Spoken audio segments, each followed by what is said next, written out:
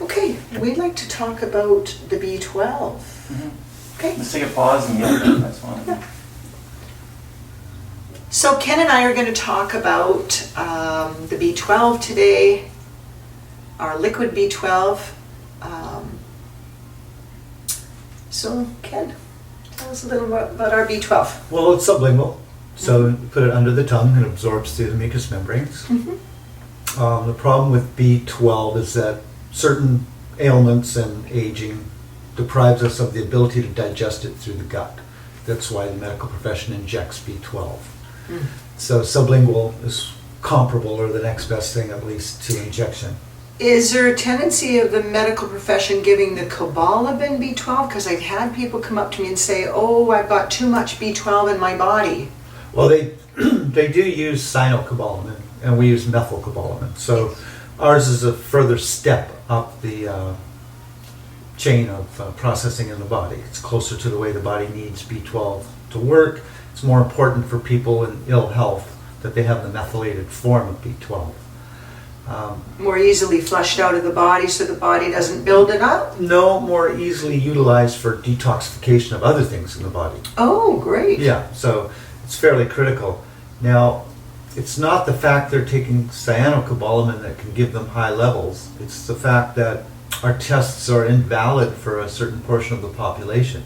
So the 30 to 40% of the population that doesn't methylate, which leads to chronic illness such as fibromyalgia, Epstein-Barr, chronic fatigue, those sorts of things, they not only need the methyl form, but the conventional B12 test does not accurately describe what's going on in their body.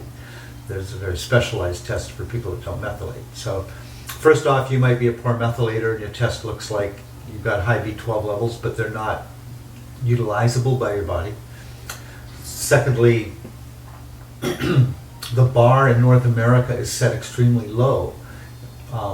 What's considered high B12 in North America is a third of what's considered high B12 in Japan. Japan has the lowest rates of senile dementia in the Western world. So that is in part due to the fact that when a senior comes in who shows any signs, they put them on B12 immediately. Here, doctors are hesitant to give people B12.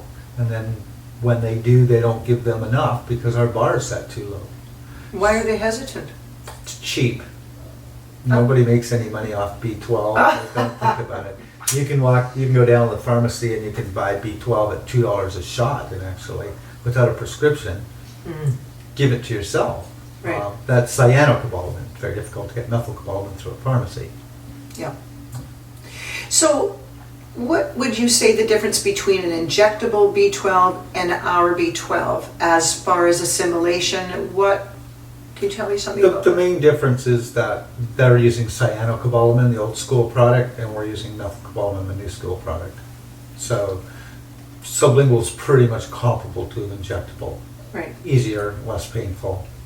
Right. And you can do it yourself, but these days it's believed the methyl form is the superior form, especially for anybody with neurological problems, nerve damage, things like MS, Parkinson's, autism.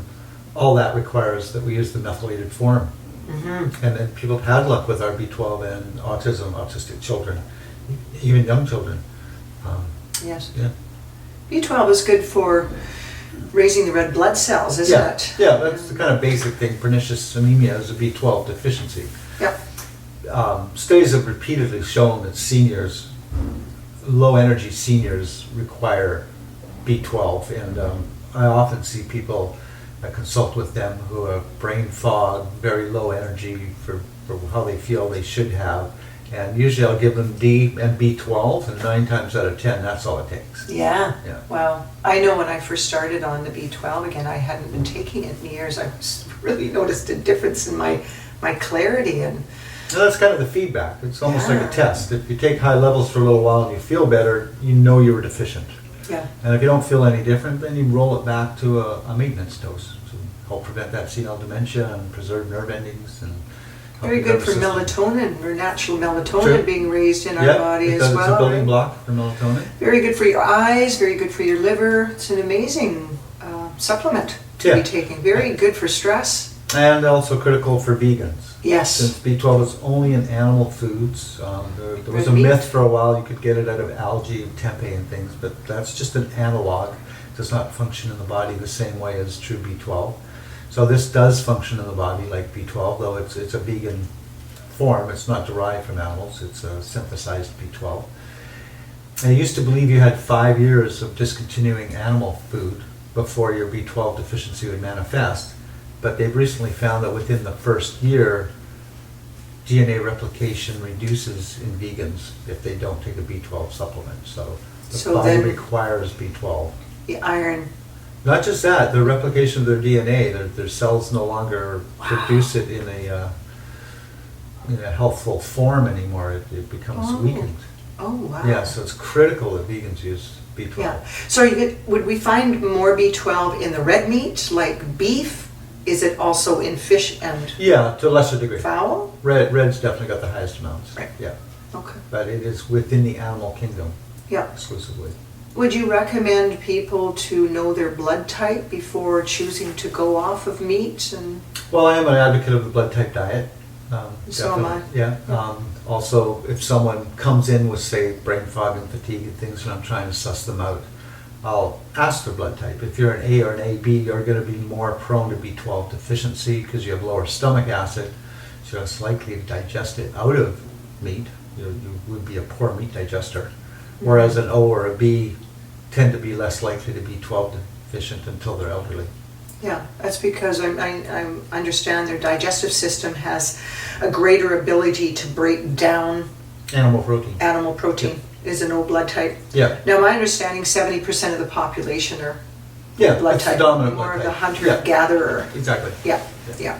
So, great. Oh, yeah. So that's wonderful. That's our B12.